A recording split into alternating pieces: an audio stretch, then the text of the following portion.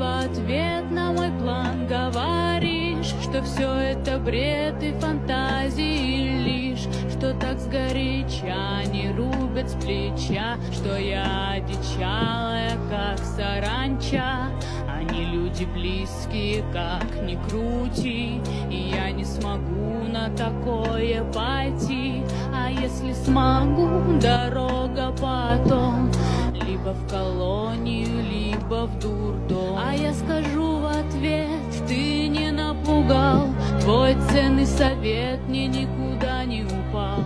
И вообще тебя нет, ты выдуман мной, и все, что ты скажешь, фактически ной. Все эти слова придумала я, мечтая одна, застыв у окна.